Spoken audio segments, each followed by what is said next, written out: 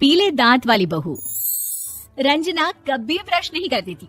उसे कितनी बार उसके माँ बाप ने डांटा, लेकिन उसका कोई असर उस पर होता ही नहीं था, जिस कारण से उसके दांत पीले पीले हो जाते हैं। शादी के बाद। अरे बहू, वैसे तो तुझ में कोई कमी नहीं है, पर तेरे दांत दांत इतने पीले कैसे हैं बेटा? कैसे मतलब? कुछ सर्जरी थोड़ी ना कराई है। वो तो क्या नाम, मैं ब्रश नहीं करती थी तो पीले हो गए। अब क्या करूं? आप कहें तो लाल करवा लूं या फिर काले? यार ये क्या है, क्यों माँ से लड़ रही हो? लड़ रही हूँ? अरे मैं लड़ रही हूँ या ये बोल रही है कि दांत पीले है, पीले। अरे तपस्या थोड़ी ना की है इन्हें पीले करने के लिए। बकायदा ब्रश नहीं किया है 20 साल तक, तब जाकर। छी, कैसी बात कर रही हो? ये उस वक्त तो पीले नहीं थे जब हम लोग तुम्हें देखने आए थे। अरे तब साफ करवा लिया होगा डेंटिस्ट के पास जाकर। अब देखो कैसे पीले पीले लग रहे हैं। रंजना सास की तरफ गुस्से से देखती है। फिर शुरू हो गई पीले पीले पीले। अरे पीले तो तब भी थे जब मेरे हाथ का रसगुल्ला उड़ा उड़ा कर खा रही थी और बोल रही थी, लड़की नहीं गुणों का खजाना दे रहे भाई साहब आप। खैर, अब वो लोग करते भी तो क्या करते, पीले दांत वाली बहू पल्ले पड़ी थी तो झेलना तो था ही। एक दिन कीर्तन में रंजना गाना गा रही थी। अरे कमला बहन, माँ का द्वार है, यहाँ तो सब शुद्ध होकर आते हैं, फिर अपनी बहू को ब्रश भी नहीं करवाती तुम। दूर से पीले पीले दांत भक्ति में बाधा उत्पन्न कर रहे हैं। अरे कोई 2 साल की बच्ची थोड़ी ना लेकर आई हूँ मैं बहू बनाकर। अच्छी खासी लड़की है, अरे कैसे करवाऊं ब्रश? ये तो उसे खुद करना चाहिए ना। अब माँ बाप तो इसके जैसे तैसे निपटा दिए, ये नहीं सोचा कि सास कैसे संभालेगी। सास बहू को लेकर घर आ जाती है, लेकिन सोच लेती है कि अब इसे लेकर कहीं नहीं जाएगी। अगले रोज बहू कहती है, अरे क्या हो गया, मंदिर नहीं जाना क्या? कीर्तन का वक्त हो रहा है। मेरी मधुर वाणी से कान्हा जी जागते हैं और सोते हैं। आप तो जानती है ना उनकी भक्ति में कितना मन लगता है मेरा। वो क्या है ना, तबीयत ठीक नहीं लग रही है मेरी, आराम करूंगी मैं। तबीयत ठीक नहीं लग रही? अभी तो मिथुन के गाने पर नाच रही थी आप, और अब बोल रही है कि तबीयत ठीक नहीं लग रही। अरे भक्ति में मन लगा लो सासू माँ, ऊपर जाना है, क्या मुंह दिखाओगी आप? हाँ? सास को बहू की बात पर गुस्सा आ जाता है। मैं क्या मुंह दिखाऊंगी, इसकी चिंता तो ना कर, समझी? अपने मुंह की चिंता कर, जो ये पीले पीले दांत लेकर हर जगह पहुंच जाती है। पता है लोग कितना मजाक बनाते हैं। ना जी ना, मैं नहीं जाना कहीं तेरे साथ। तो ये बात है। कोई ना, मत जाओ, मैं अपने कमरे में ही बैठकर भक्ति कर लूंगी। ऊपर वाला दांत थोड़ी ना देखता है, मन देखता है, भावना देखता है। और अरे बस बस, तू सब कुछ दिखा, बस ये सफेद चमकदार दांत ना दिखाना किसी को, है? जा यहाँ से।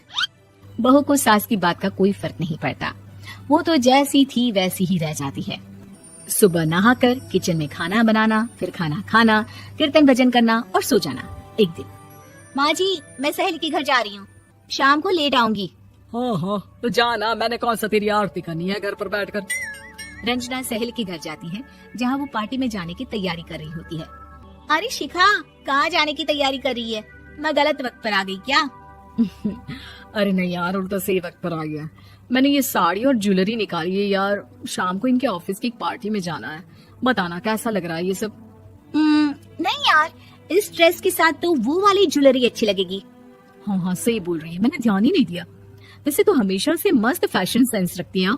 तो बड़ा जाती होगी ना पति के साथ पार्टी में। रंजना कुछ नहीं बोलती, बस सोचती है कि यार काश ये बात सही हो जाती, पर मैं क्यों नहीं जाती पार्टी में? क्या इन लोगों की कोई पार्टी होती नहीं होगी? रंजना घर आती है और रात में पति से सवाल करती है, एक बात बताइए, आप मुझे किसी पार्टी में क्यों नहीं ले जाते? क्या आपके यहाँ ऑफिस में पार्टी नहीं होती? पति बेचारा क्या कहता कि दांत पीले हैं तुम्हारे इसलिए। अरे कोई पार्टी होती नहीं हम लोगों के ऑफिस में, तो कहाँ से लेकर जाऊं? और मार्केट, मॉल, कहीं वीकेंड घूमना, कहीं तो। अरे यार सारे हफ्ते में एक छुट्टी मिलती है, तो सोचता हूँ कि आराम ही कर लूं। क्यों? रंजना मन मार के रह जाती है।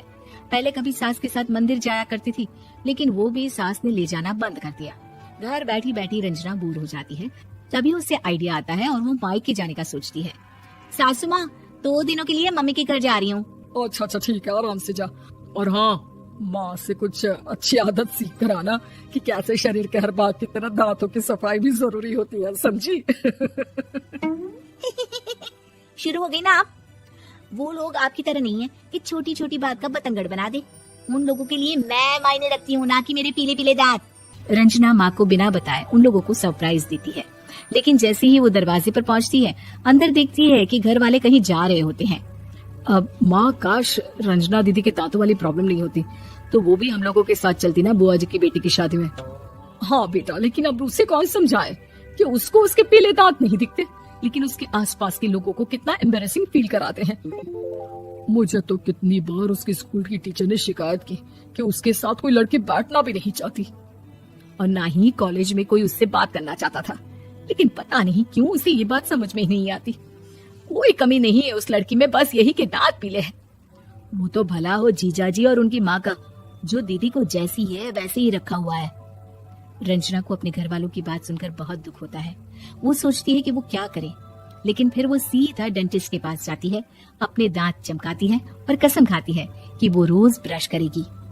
अरे क्या हो गया, तुम तो 2 दिनों के लिए गई थी ना, पर कोई ना, अच्छा है चलो आ गई तो। रंजना सास के सामने आकर खड़ी हो जाती है और पूरी स्माइल करती है, उसके चमकदार दांतों को दिखाती हुई। चले मंदिर।